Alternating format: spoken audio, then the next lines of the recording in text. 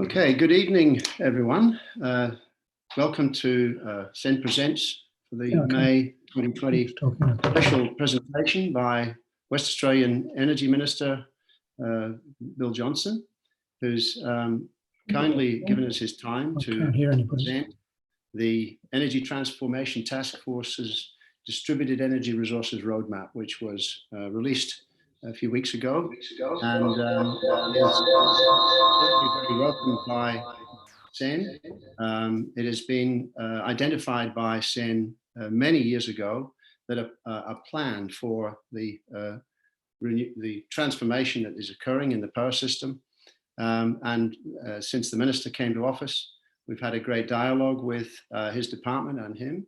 And we're very pleased tonight to hear about the expected outcomes of this roadmap and what we're going to be seeing in terms of the changes that will encompass our power system. And so without any further delay, I'll hand over to Minister Johnston to give us his explanations of the roadmap and walk us through it. Afterwards, we'll have a question and answer session. So Minister, over to you. Thanks, Ian. I appreciate the opportunity to join SEN members tonight and outline the Energy Transformation Task Force and its first piece of work. So as everybody knows, in March last year, I asked the Energy Transformation Task Force to guide the transition for Western Australia's energy sector.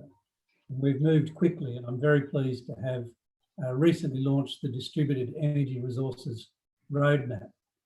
And I believe it's received a very positive response across Australia, which is, I think, testament to the quality of the plan. So Western Australia has the potential to be a real leader in sustainable energy, and the roadmap is going to play a major part in that. West Australians have embraced solar generation, with almost 1 in 3 households having rooftop solar. This clean and inexpensive generation is now almost 4 times the size of the Collie Power Station, the largest single thermal generator on the system. But the speed and scale of our solar uptake presents a serious challenge to the power system. The Australian Energy Market Operator has indicated that if we take no action, then the power system stability could be compromised as early as 2022. We're facing some pretty stark choices under business as usual. Either we would have to upgrade the transmission and distribution network so that it can accommodate additional solar panels at a likely cost of billions of dollars, or we have to prevent customers from installing additional solar panel or place limits on the size of rooftop installations. And it would lead to major equity issues and be a missed opportunity for our state. And the third alternative is the one that we're taking, which is to integrate DER and make it active rather than just a passive participant in the energy system. And the roadmap provides a comprehensive, pragmatic and low-cost approach to integrating DER into the power system and sets WA up for a high DER future. It will allow Western Australians to continue to add more solar and to take advantage of new emerging technologies such as batteries. It will allow more equitable access to DER and allow everyone to share in the benefits. The roadmap outlines the actions that Western Australia must take over the next 5 years to meet these challenges and harness the potential for cleaner, more affordable energy. Actions include undertaking pilots to determine the best ways to overcome technical, regulatory and market barriers to integrate DER into the grid, piloting new tariff structures to shift consumption to the middle of the day, installing additional community batteries for customers to enjoy virtual storage of their excess electricity for a small fee, and identifying new opportunities for households to participate in the energy market by providing network services through an aggregator and receiving payments in return. consumer engagement is one of the high priority actions of the roadmap. And for that purpose, we've set up a consumer-facing website, brightenergyfuturewa.gov.au, to provide easy access to information for consumers on the roadmap. We've got lots of work ahead of us for delivery of the 36 actions in the roadmap. We're getting on with the job of implementing the roadmap despite the challenges in dealing with COVID-19. We've got to build a responsive and resilient power system that will deal with the challenges of low load, and it's not something that can wait. Regardless of COVID-19, it remains a priority of the government. We really do have an exciting future in integrating DER into our network. I've said previously that you can't expect the systems of the past to cope with the technologies of today. So it's no wonder that we have to adapt the network, but we need to make sure that the network is facilitative of high DER future, because that's going to be in all of our interests. And I'd particularly like to thank Sustainable Energy Now for its support in the development of the roadmap. The work Sustainable Energy Now has highlighted over the years shows that there's a really a genuine pathway for improving the community's energy literacy and understanding of some of the great challenges that we have from the system design issues. And we all know that Sustainable Energy Now is very committed to seeing a high level of DER and community participation in our energy system. And I really look forward to working with Sustainable Energy Now and all your members in rolling out this roadmap so that we can make the most out of these exciting technologies, because it is about making sure that DER is simply becomes business as usual rather than as being an add-on to the network. We've got exciting opportunities here, and we want to make sure that we make the most of them. I look forward to continuing to work with Sustainable Energy Now, like I did in opposition, and all your members, to make sure we can make the most of this exciting new future that we have available to us here. So I don't want to speak too long tonight. I think it's much more important to take the opportunity to interact with your members, and I'm really interested to hear what your members have to say.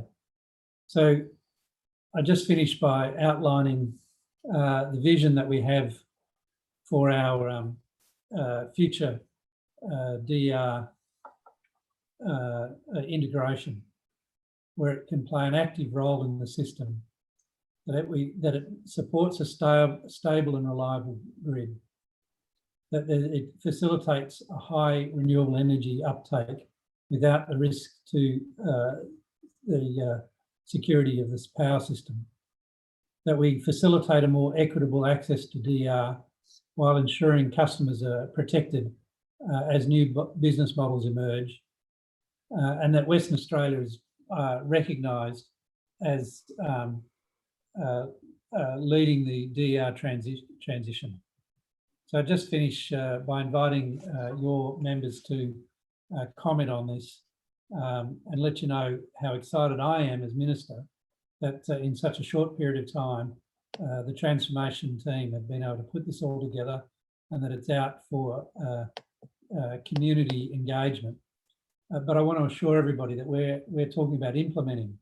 We've finished the design, now we're about implementing these new changes, and assure you that it is an integrated strategy. It's not a menu of options. It's an integrated strategy to make sure we can make the most of DER while still ensuring affordable, secure and reliable power systems. So Ian, thank you very much for the opportunity to speak, and I look forward to interacting with your members tonight. That's very good, Mr. Minister. I really appreciate that. And I have to say, I had a very nice comment. You've said some nice things about us, so we'll say some nice things about you.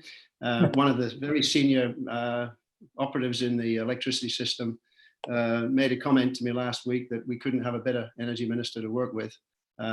It's up to us now. So congratulations on that. And congratulations on this well-received. I can certainly speak for those over east that look on our network as with envy, because, you know, although we don't have an interconnector with anywhere else, we're certainly in the position now to really move. 20% of our power is generated by renewable sources. And of course, that can greatly change very quickly because we are a relatively small network. South Australia, for instance, are going to be up to 85% renewable by 2025, at least certain times of the day. And I think that to that end, we'll see good progress with this roadmap. We are having a number of questions coming in. I've got some starter questions to pitch to you. I'll start off for the benefit of the members and those other people listening. We'll start off with questions specifically directed towards the DER roadmap, and then we'll move out towards other energy areas later in the session. Thank you for giving us so much time to do this, especially during these times of great stress on our whole country.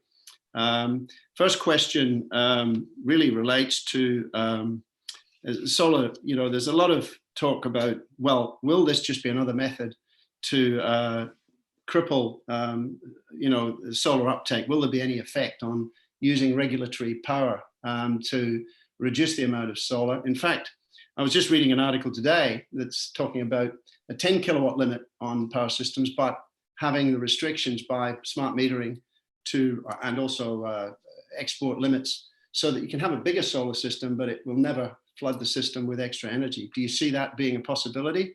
And how do you see the impact of these of the roadmap's implementation, you know, affecting the market? Will it increase costs? Will there be any barriers that you can see?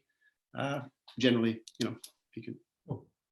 Look, in respect to the first question about the need to manage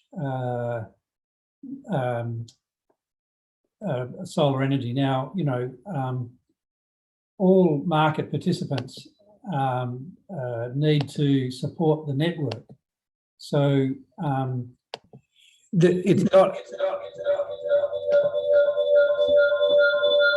Sorry. My apologies for that.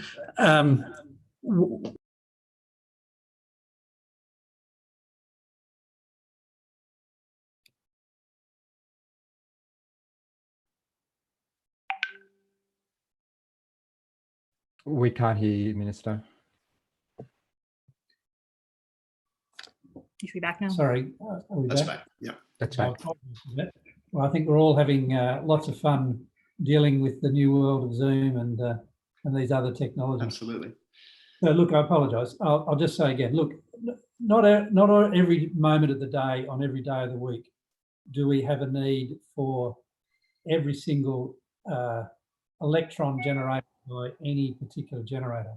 So one of the DER roadmap recommendations is to set technical standards that would allow us to curtail rooftop solar for moments in time. But the alternative to that is to curtail the installation of rooftop solar. And so even though there might be an individual moment during the day that some solar gets curtailed, that's to ensure that we can have lots of rooftop solar for so much more of the time. So it's about managing the amount of solar instantaneously. It's not about limiting its participation. There is currently, technically, a minimum load that's required to keep the grid stable. That's the current technologies. In the future, there will be different technologies and we'll be able to respond to that. But this roadmap is talking about how can we integrate the maximum amount of rooftop energy today. And this is the way it will be done. As I always say, in 5 years' time, there'll be another minister and they'll design the regulatory and technical arrangements to deal with that reality. But at the moment, we really can't go much below 900 megawatts of thermal generation, or we do end up with grid stability problems. So we will need to manage rooftop solar so that we don't overwhelm the required thermal generation. But as I say, that's not a criticism of renewable energy. At 900 megawatts of thermal generation, there'd be, the overwhelming majority of thermal generators would already been curtailed before that point anyway. So, rooftop solar is always going to be the cheapest form of energy in the system, basically because the consumers have paid for the generation and not the retailer. But we do have to manage it. Absolutely. Now, as far as people being able to install larger systems, possibly, flexible loads, such as pool pumps and water heating. This is one of my pet subjects, that water heating is currently largely gas-based. And at the recent forum on the DER roadmaps launch, did ask the question of, and it was responded to by Kate Ryan at the EPWA, that there is actually no policy for pushing people away from gas-fired appliances to move across to electrification, because there's benefit to the network, there's additional load, there's additional sales revenue, and there's also the ability to self power through your own solar system, and also to provide a response mechanism to the network should the response be required to, for instance, raise frequency. Do you have any plans to look at the possibility of getting more encouragement towards electrification in that area and other areas? So the DER roadmap is not just about rooftop solar. The DER roadmap is also about all distributed energy resources, and that will include load. So as technology improves and that we can integrate load as well as generation at the distribution level, then we're very happy to ensure that that's available. We want to make sure the system is integrated and as flexible as possible. Right. And in regards to things like removing away from gas, do you see that as being something that, because you can't capture the carbon at the water heater level and the cooker level, so it's always going to be an emitter. Is my thinking there. Would you consider some form of policy to encourage a switch? Well, of course, one of the exciting opportunities in the future is the increasing use of hydrogen to replace methane. So you need to be careful about how you move, because it may well be in the future that, in fact, hydrogen delivered to homes might be the augmentation to self-generation. So, you need to be careful that we don't get out of step with our future. People will need to carefully assess what's in their interests, because clearly if you're self-generating electricity from your rooftop, the best return is to use that electricity in your house rather than exporting it to the grid.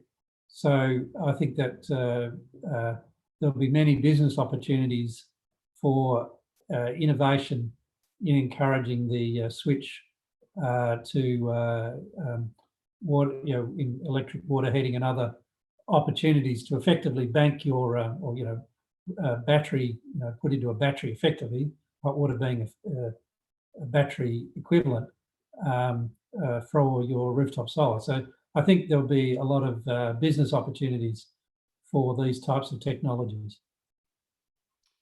Well, that's very encouraging. I'm sure the solar installers will be pleased to hear that, because they're looking for additional revenue streams to boost their businesses. And of course, this all translates back to benefits to the customer, a better power system, right? So it's all very positive. I guess the next question that ties in with that, I'll come to hydrogen later. You mentioned hydrogen, and we do have a question here on it. I'll come up with that one later. But I do want to jump now to electric vehicles. There's been quite a few questions come in on that. And there's only, as of October 2019, there's only 750 registered electric vehicles in the state. And it's well known that the batteries in an electric vehicle, if they're incorporated in a vehicle to grid or vehicle to home system, it will provide far greater benefit to the network than it would if you just had a small 10 kilowatt battery on the side of the house. So one of the things holding it back, and it's actually mentioned in the DER roadmap, is that the CSIRO report says that EV uptake may be unable to be predicted because government policy is not made known. So things like workplace charging and destination charging would provide the infrastructure to have the incentive for electric vehicles, as they will fall in price, because quite definite within the next 3 to 5 years, we're going to see a real down on price curve on EVs. Could you give us your flavor on what your attitude towards EVs is in the state and how we may be able to accelerate this as New Zealand has, for instance? So EVs are an exciting opportunity for Western Australia because, of course, we are the global leader in the supply of the materials that goes into batteries. So that will all be driven by the uptake of EVs. So I'm also the chair of the government's battery industry strategy. So this is a very important part of our thinking. And I've met with a range of global car manufacturers to discuss what they plan for their future EVs. There's no question. One of the challenges for us here in Western Australia, it's not generation, it's actually the distribution network. And so we need to overcome some of the challenges in the distribution network to make sure that we can get the most out of EVs. And that's why I always say that about trying to have practical outcomes. So the DEO roadmap does actually address the challenges in the distribution system for EVs. But clearly, if the vehicle manufacturers would allow their cars to feed back into the grid, which is one of the challenges because some of the manufacturers currently don't have plans to allow their cars to discharge into the grid. But if we can convince them to allow that functionality, that those EVs would be able to contribute to the system support in the same way as household batteries would. So, that's clearly contemplated by the DER roadmap. I always say, I'm not planning for a situation where we have 710 EVs. I want to plan for when we have 150,000.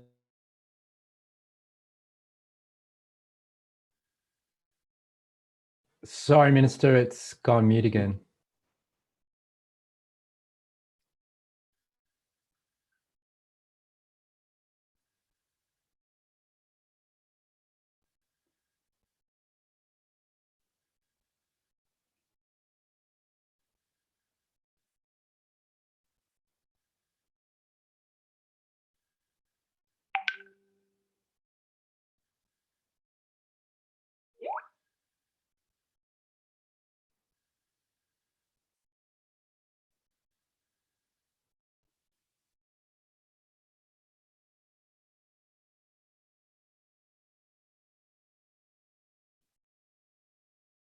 I'm sorry, I think we had another technical challenge here. So I apologise if I've gone offline. You're okay now, we can hear you. Yeah, I'm back on. Yeah, sorry about that. We're using two computers here and the other one just froze. So I've That's okay. come back to this one. Carry on. Yep. So I hope you heard the end of that question. I think we got the gist of what you were saying there. So basically saying we want to have a system that'll cope with everybody having an EV rather than just worrying about the transition. So in order to kickstart the EV, could you suggest that there might be some thought about putting destination workplace and charging in at least some pilots to get things going? Would that be? Look, we have a separate stream of work going on for the EV policy for the state. I mean, look, one of the questions people need to think about is that if in the future the cost of generating electricity continues to fall, then the cost of charging will also fall. And so then the real challenge is actually the infrastructure. And so I certainly have a vision of where you pay a fee that gets you unlimited use of the grid, but it's then the grid that decides whether you're charging or discharging, because that way it's the best way to manage the network. But we'll continue to make sure that the grid's ready for high EV uptake. Right. Some of the questions coming in really relate to the WASP. However, we'll come to them as we go through. Sure. I do want to focus now on energy security because, as we've seen with COVID, supply chains are impacted. We have a report by the Defence Department as recently as 10 days ago, where they have made comment that they're very concerned about Australia's fuel security and power security, and that supply chain disruption could occur. And given that we're at the sort of back end of Australia, the far side of it, often less in view, are you concerned about energy security in our state in terms of moving forward, whether that be for power, fuel, or other supply chains in the mix, and what do you intend to do about it? No, we don't have any fuel security issues in Western Australia. We're a major energy exporter. We have all the fuel that we need. There is, of course, a switch from diesel to gas, and hopefully in the future, gas to renewable. So it's not a challenge in Western Australia. And of course, we have the largest oil refinery in Australia. 60% of all the petroleum products used in Western Australia are processed at the Kwinana refinery. I don't think the federal government, and wanted to have a stock of liquid fuels, I wouldn't store them in the United States. That's a personal view. But no, we don't have challenges in this space. Okay. Can we jump now to our entities involved in the power system? I'd like to ask you a little bit about Western Power. We want to try and understand a little bit more about your objectives for how you might spend Western Power's margins of profit, you might call it profit. In the past, it's gone into consolidated revenues. Can you see that you would grasp some of those streams and apply them to upgrading of the network and being involved in provisioning for further renewable uptake? Do you see that happening? And do you see them being used as a subsidizer for Synergy? How do you? I'll come to Synergy in a minute, but if you could comment on Western Power, that would be very interesting. Well, Western Power will continue to invest the billions of dollars that it does into the grid. I mean, the grid is a very significant asset for the state. That's how come private investors want to pay 1.5 times its regulated asset base, because they know that it's actually the most critical piece of infrastructure, particularly for the uptake of electric vehicles. If you've got a electric vehicle and rooftop solar, then you'll need the network to transmit the electrons to wherever your vehicle is, because unless you're going to park it at home, you won't be able to charge it during the day. So the grid is actually the key piece of infrastructure in Western Australia. And I've already said them in the DR roadmap is designed to make sure that our investment supports a high renewable content future. And so we've already amended the legislation to allow a wider opportunity for Western Power to spend its resources on investments that support DER and other new technologies. The rollout of standalone power systems is an exciting opportunity for the future of our high cost to serve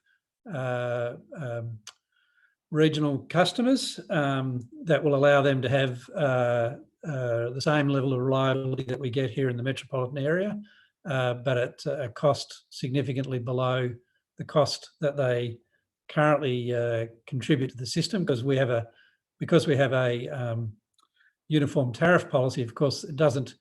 The high cost doesn't directly impact them because they're only paying the average cost of supply. But if they're as they are 24 times more expensive to serve than a customer in the metro area, you can see that reducing their cost to serve reduces the average cost for everybody. So you can see that these are exciting opportunities. But don't forget, I mean, the reason that we continue to take large dividends out of Western Power is that funds the people of Western Australia's ambitions for healthcare and other education and other things. So one of the reasons that we keep Western Power in public hands is to ensure that we get that revenue rather than some multinational investor. So, you know, Western Power invests an enormous amount of money in its network every year, both in operational and capital terms, and that will continue into the future, but it'll be spent supporting the new future. And at the same time, we continue to take a large dividend out to ensure that the people of Western Australia can get a multitude of benefits out of Western Power. Thank you for that. Now we move to Synergy. The Synergy's faced a lot of challenges with this transition. They're owners of a very old power station, namely Muja, and they had to do significant write-downs last year for that, resulting in a bottom line loss of $650 million or whatever.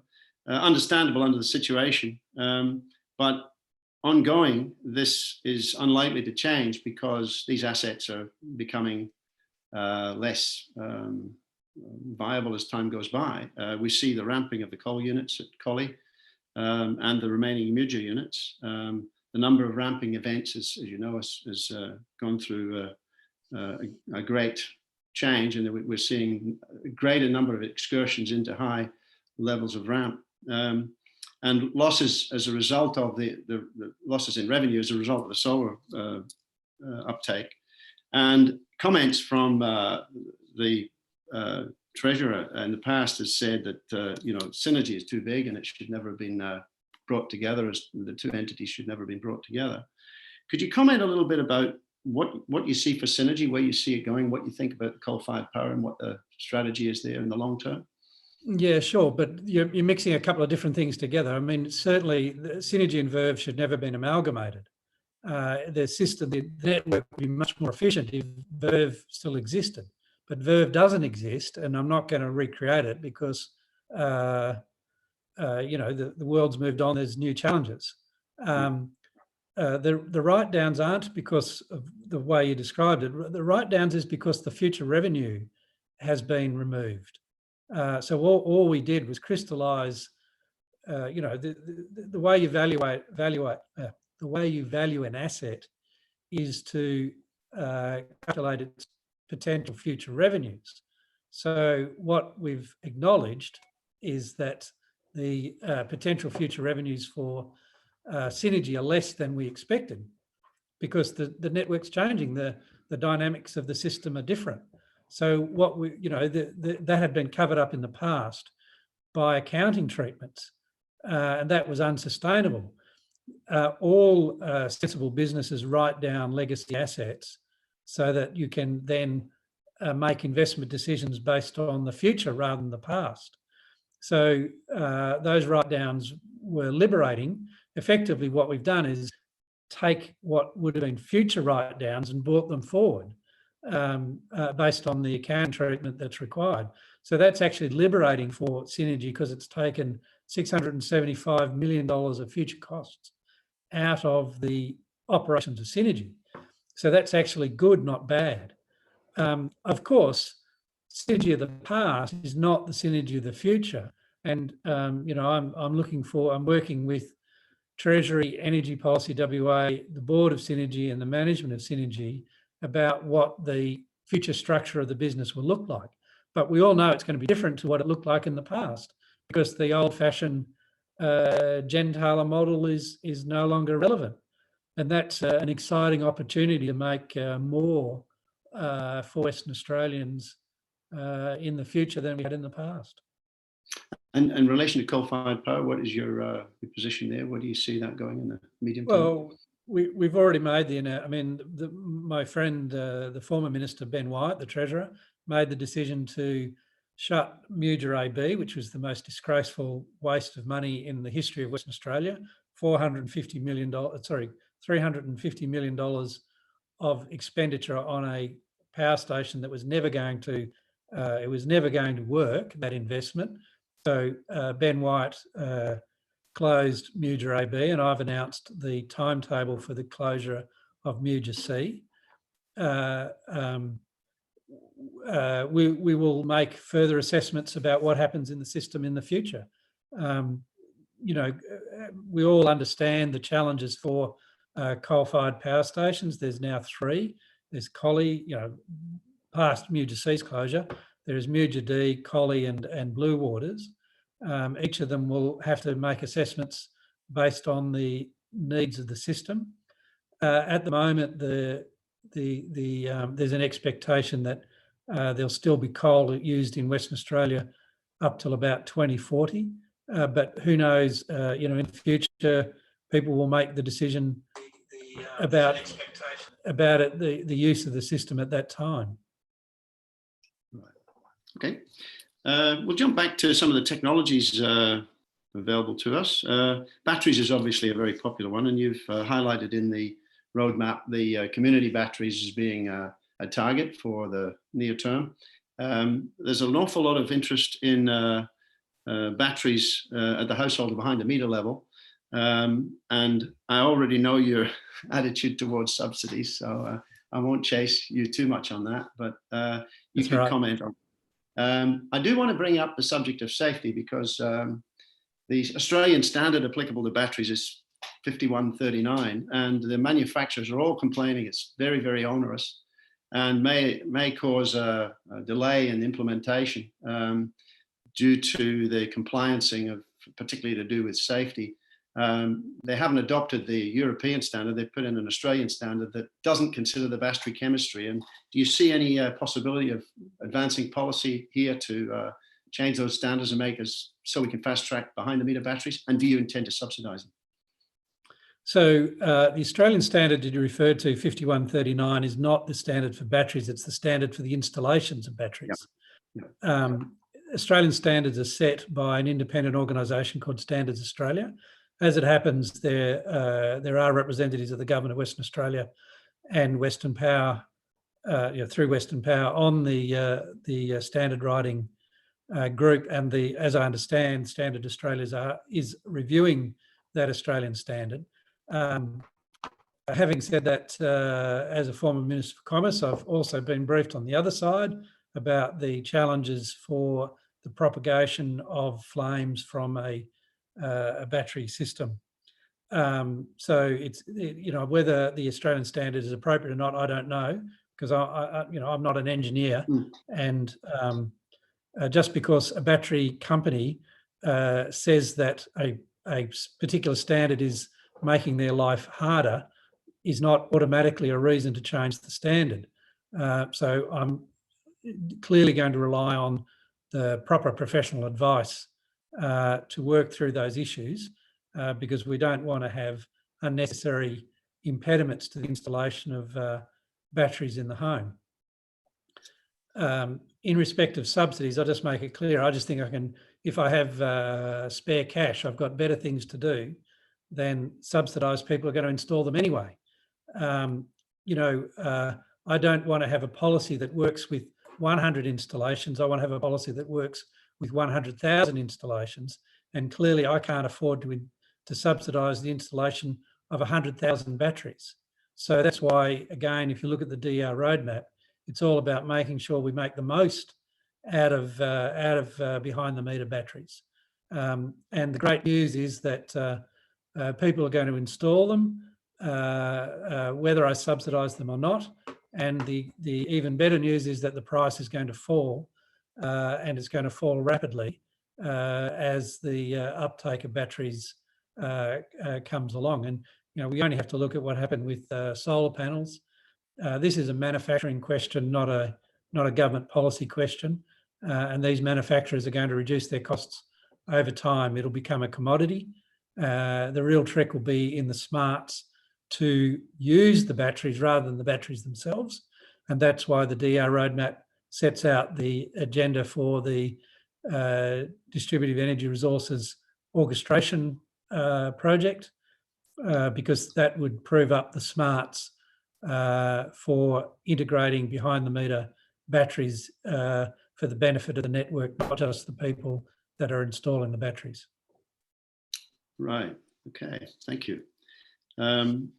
The recent very strange behavior in the oil industry, where the oil price dropped to minus $37, where you could be paid to take it off them because of storage constraints, was actually presaged by something that happened in October last year on the Swiss, where the power price went negative to minus $1,000 per megawatt hour. Unprecedented and largely unexpected, and we see these sudden shocks happening. Of course, the solution is that if we can have loads to absorb that, and there's a few questions have come in on pumped hydro, and of course tying into that alternatives to pumped hydro such as hydrogen, and systems to soak up that power and provide it back at the time when we need it. What's your vision and your aspirations there for those areas? Well, the challenge with pumped hydro in Western Australia is the lack of mountains. Because there are some niche opportunities for pumped hydro, and Western Power is partnering with a West Australian technology company to look at micro pumped hydro, and that's a really exciting opportunity. But I mean, we just don't have the geography that would allow the sort of low-cost pumped hydro that other countries use, like Norway or other places in the world.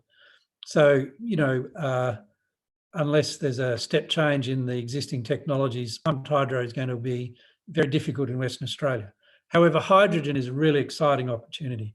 My good friend Alana McTiernan, the Minister for Regional Development, is the chair of the government's Hydrogen Task Force, and we are very strongly of the view that hydrogen is the dispatchable renewable alternative. So if we can get the cost structure of hydrogen right, and that's a technology question, which means it'll happen over time, then that is really the transformational technology that will allow dispatchable renewable energy. Okay, on the topic of hydrogen, I guess the incentives that were recently put out, I believe, were $10 million, and there's been another $10 million last week for energy advancement of renewable energy futures, I think you call it. Was it last week that was announced by your department? There are two programs, but if hydrogen is so potentially popular, is $10 million not a kind of a paucity amount to be putting into that? Would you not think that a larger amount would be needed to really springboard us into the future on that? Well, the good news is that the private sector are the ones that are doing the big investments. What we're doing is incentivising private sector investment into the hydrogen space. There'll be billions of dollars invested in hydrogen in Western Australia because this is the place to do it. I mean, we've already seen ATCO, without any subsidy from the West Australian government, build their hydrogen demonstration facility at Jandakot. And let's not misunderstand, that is a globally significant facility. People come literally, not at the minute, of course, but generally speaking, people literally come from around the world to look at the work that ATCO are doing down there. We have this is going to be hydrogen central in the future, because it makes sense to invest in Western Australia, and it'll be private sector investment that leads us to that in that direction. There's even an interesting thing. As you know, controversially, the federal government is investing in brown hydrogen in Victoria. But let's assume that project works, and we don't know if it will, but let's assume that they're able to separate hydrogen from brown coal and sequester the carbon. Now, we don't know that's ever going to happen, but let's assume it was to happen. Well, of course, it would be a lower cost to apply that technology to methane. So if brown hydrogen actually works in a zero carbon world, then it'll be done at a lower cost using methane, which means it'll be done here in Western Australia. So, obviously we don't know whether that technology will ever work, but if it does, again, it'll be Western Australia that takes advantage of it, not Victoria. But in the green hydrogen space, we have the best solar irradiation in the world. We have the best some of the best wind resources in the world. If you're converting renewable energy to hydrogen, the lowest cost place to do that is here in Western Australia. We have a very strong engineering support industry for our LNG sector. All those technologists can easily be applied to the technologies of hydrogen. So we are in a uniquely strong position to take advantage of a green hydrogen future. Great. I'll just throw in the, if Kawasaki, the manufacturer of the ship that's designed to take that brown hydrogen over to Japan, is anything to go by, I don't know how much confidence they've got because they put a diesel engine in the ship. So, the Japanese are currently putting methane into service stations and removing the carbon and venting it, so they can then put hydrogen into cars in Japan. So, there are clearly challenges for the Korean and Japanese government's hydrogen agenda. But as I say, if it is to be a green hydrogen future, we hope to be a major party to that. do you see any increase in dialogue between Japan and Western Australia in that area? Because it is obviously our LNG is directed at Japan, Korea, and China predominantly. And Japan and Korea have made strides to decarbonize their economies. Do you see any closer dialogue with the Japanese in this area that to get more consultation and ideas, exchanges of ideas, etc.? We have a very strong relationship with Japan on the hydrogen question. Japan is our largest LNG customer, and we continue to work very closely with them on their plans for moving to a hydrogen economy. Okay. As we do with Korea. Right. If we could jump maybe now to one of SEN's favourite topics, which is emissions. And I realise you are the Energy Minister, you're not the Minister for the Environment.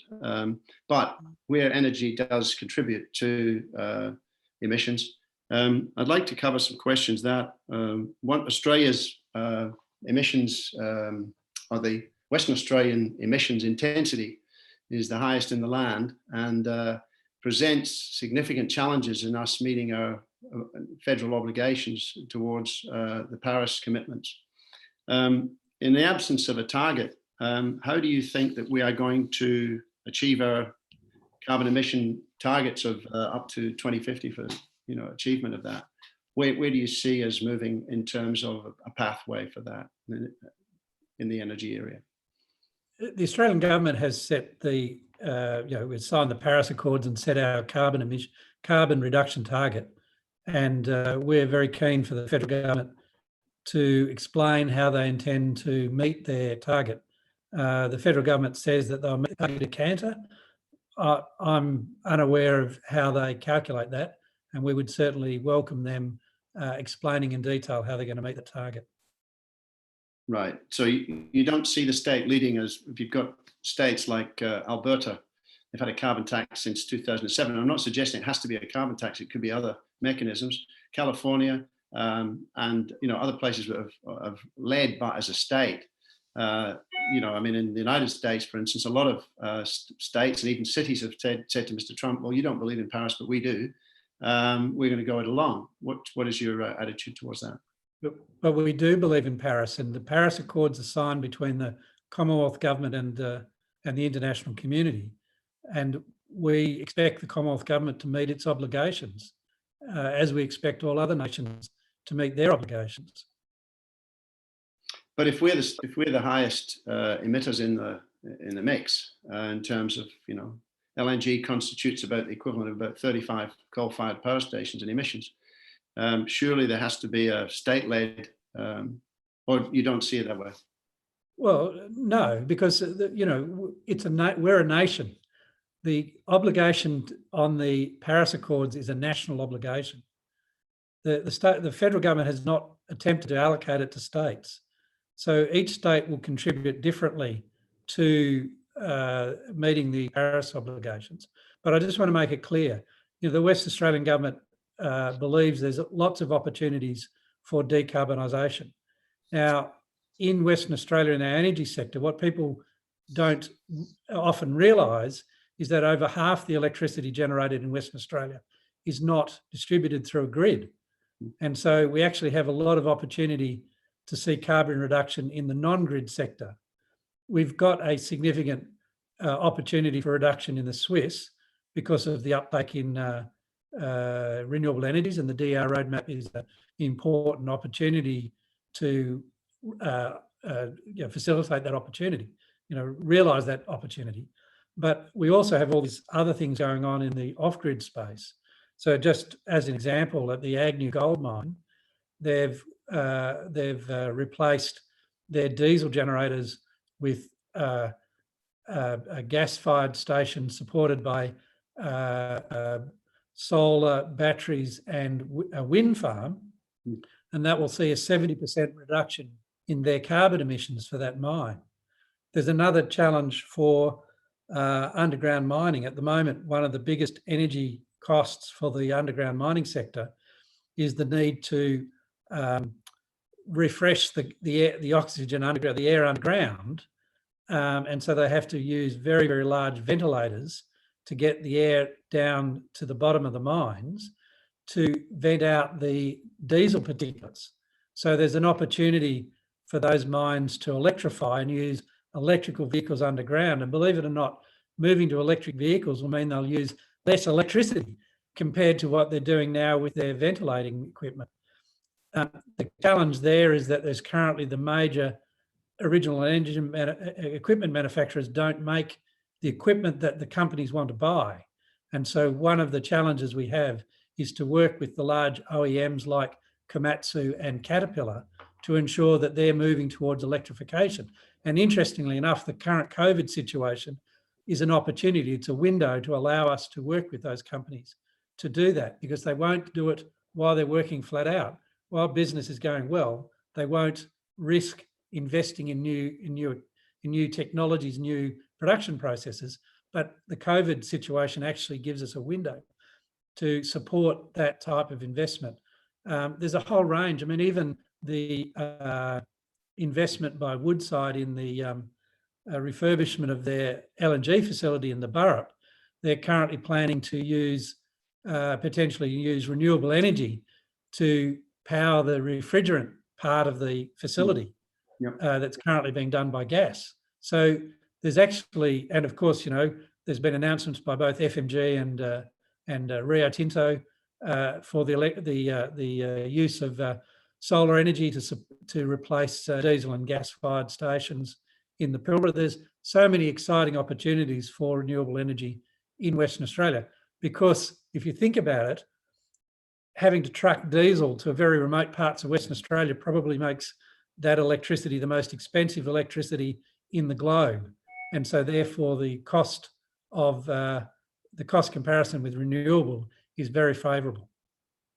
Yeah, and to that extent, we've seen this high cost of fossil fuels in remote locations. Do you see possibilities for emission controls or emission mitigation measures enabling jobs? Because, for instance, you and I had a conversation probably 3 or 4 years ago before you were in this office, and it was regarding the future development of the gas resources. And I recall you saying that, in the future, there'll be a time come when the gas remains in the ground and we'll go to new technologies.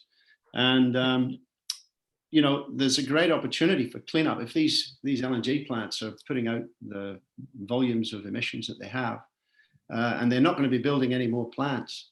And the government's idea is that the reason we like these companies to come in is to create jobs. Then a great opportunity would be for the cleaning up of those facilities. Do you see opportunities there that you'd like to expand on? Those plants will be still operating in 30 years' time if they've got customers. it's important for everybody to understand that the Paris Accords require emerging economies to say when they will cap their emissions. So there will continue to be very significant use of LNG by our northern neighbours for quite some time as those countries increase. As those countries, I have an automatic electric system, and the lights turn off automatically, and unfortunately they just turned off. It's one of these energy saving things. If I don't move around, they switch off. Sorry about that. It just shows you that we're energy conscious, and we understand that energy efficiency is the best carbon reduction, because the energy you don't use is the best way to save carbon emissions. But I apologise. So, there's going to be quite a long period of time for LNG to be used. That's the expectation of all our northern partners, whether it's Indonesia, India or China. They all expect to continue to use LNG or methane for quite a considerable period of time. The great opportunity is hydrogen.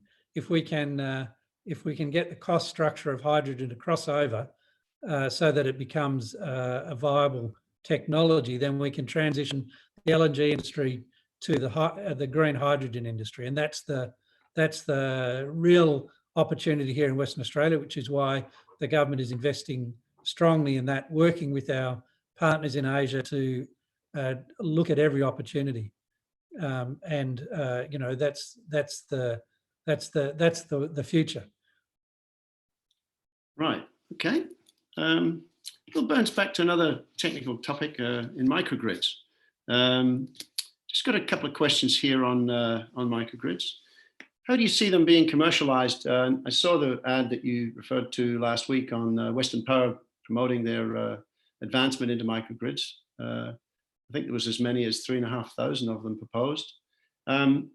Will they be owned and operated by the private sector, or would you see them being owned by Western Power? And what's the plan there? So different. I think you're talking about the Western Power ads are relating to standalone power systems. Yes. Yeah. So standalone power systems will be owned by Western Power because they're part of the Western Power asset base. But of course, if somebody wanted to put their own standalone power system in, they can do that today. There's no regulatory requirement to connect to the Western Power grid, and if you don't want to, then you don't have to. So people can.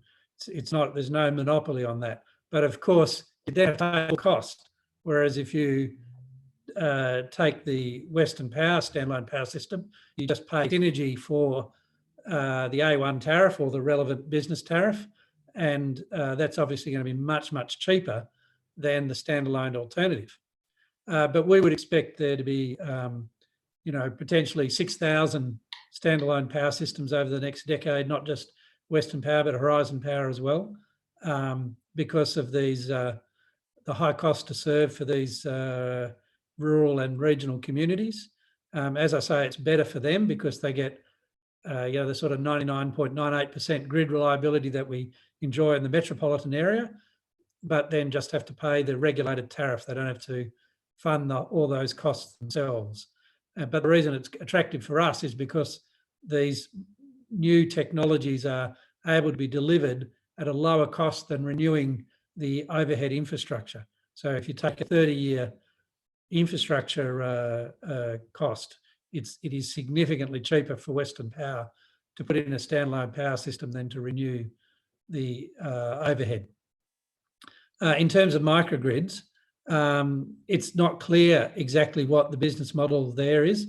I don't actually think there's a business model yet that works for the investor on microgrids, noting that shopping centres have had microgrids for a long time, and some of the highest small business tariffs are small businesses in shopping centres.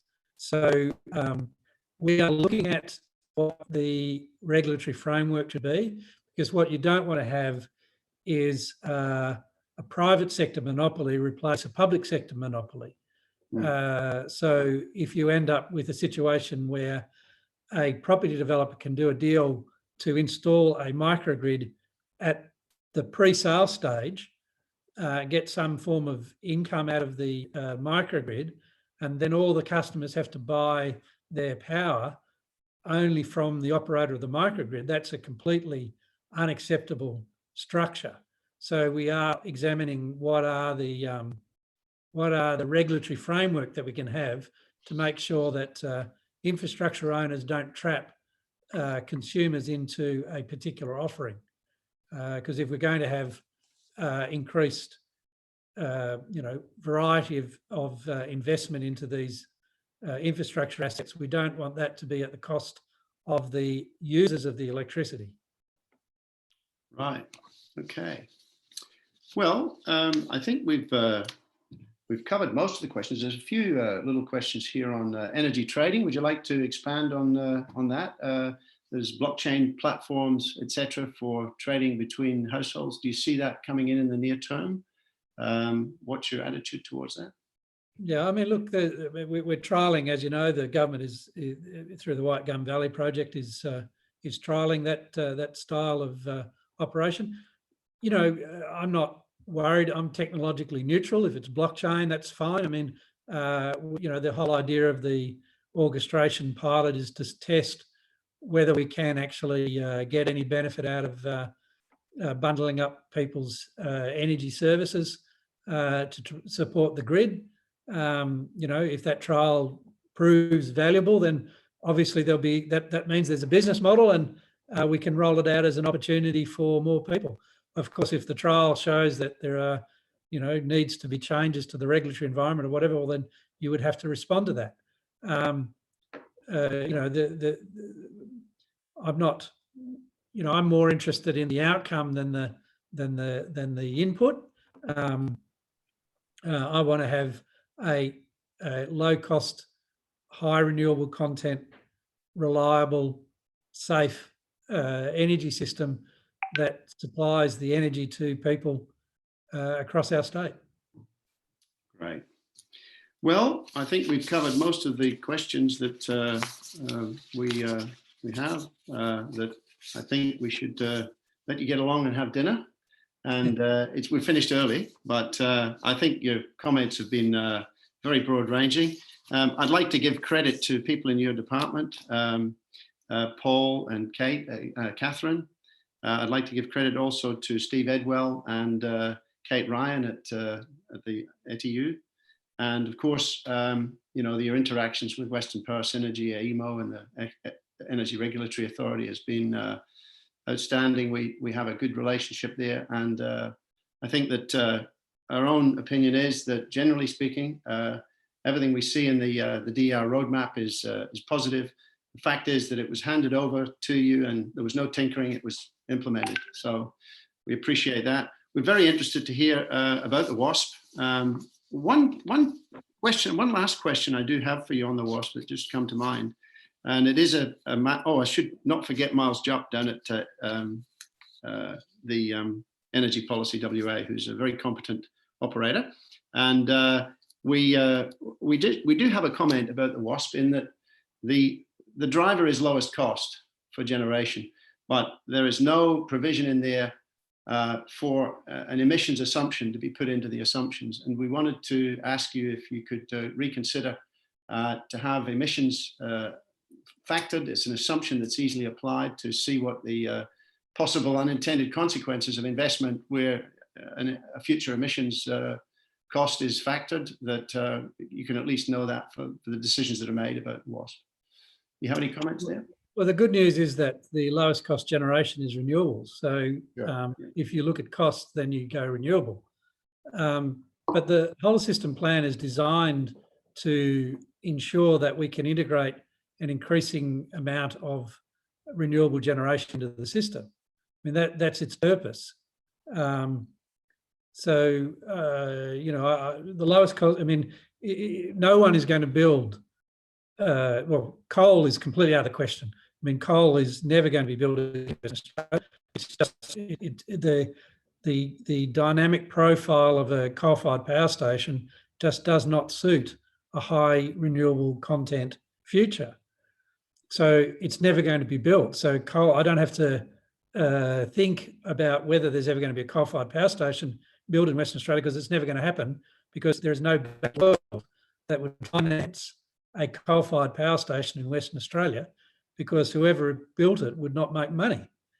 In terms of gas, yeah, there may or may not be more gas invested in Western Australia, but don't forget the great thing about gas is it's short life, so it doesn't displace renewable energy in the long term. It's an adjunct, particularly while we don't have a dispatchable renewable technology available at the moment. But the whole system plan is designed to make sure that we can plug in more renewable energy at the lowest possible cost, because renewable energy is the lowest cost.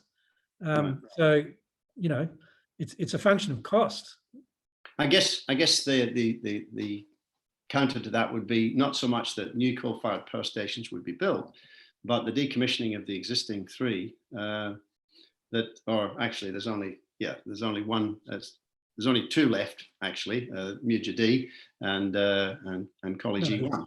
It's currently 4: C, D, Collie, and Blue Waters. But C was already planned for. Yeah, we've announced our timetable for decommissioning. So we're looking at D and G1, Collie, and Blue Waters. And Blue Waters, of course, yeah. So if there is a plan for the decommissioning and that would be very. Let's assume a federal government introduced a carbon price. All that would do is bring forward the decommissioning of the coal, because it would increase the costs. And so if you focus on lowest cost, there's only one outcome. Right. So, you know, whether you put it in or not doesn't actually change the outcome, because renewable is now the lowest cost. And we're talking about guiding new investment, not guiding past investment. Right. That's why I keep saying it's about making sure we have a plan that can cope with the new technologies. Very good. All right, Minister, we very much appreciate it. We would welcome a session with you on the WASP when it's announced. I'm not sure when it's coming out. Is it June, July? Are you expecting that? Yeah, it's supposed to be ready mid-year. I mean, it's a funny thing, isn't it, that in reality it'll be much more important than any other component of the work, but it's probably the one that will get the least community engagement. I suppose the regulatory frameworks probably get even less engagement, but it's actually, you know, pretty critical to our future. But, you know, I look forward to receiving it, and, you know, we'll try and release it as quickly as we can, as we did with the DR roadmap. And I'm excited about the opportunities that it is going to set out. That's great. Glad to hear that. And we certainly welcome another session then to go through that. And thank you so much for your time and for the team behind you who are doing an excellent job. And we look forward to further engagement and ongoing exchanges of information that help us all to make this state a cleaner and a lower cost of power state, which we definitely need to aspire to. So thank you, Minister. And thank you very much. And I want to acknowledge, you know, reflect your comments about the quality of the advice I get. I'm very lucky to have the Energy Policy WA and the strong leadership that Kate Ryan provides, Steve Edwards' leadership of the Transformation Task Force, the good leadership at the state-owned enterprises, and the strong engagement we have with the Australian Energy Market Operator, and also all the private sector investors in this network here in the south and across the state. So we're very lucky here in Western Australia. People are jealous about the fact that we can literally have a meeting with everybody in our sector here in Western Australia. It does make decision making much better, and you know, much shorter timelines and better outcomes. Well, Audrey Zibelman, the CEO of Australian Energy Market Operator, made the comment she loves coming to the West because she can deal with everybody quickly. Yeah. There's no multiple utilities, all those kinds of problems. And as we see on the NEM, the lack of control of that grid is really a major problem. We don't have that here, so it's a great benefit. So thank you, Minister, and we look forward to next time that we go, and we really appreciate your time, and thanks again to all your team. No worries. Appreciate it all. Thank you.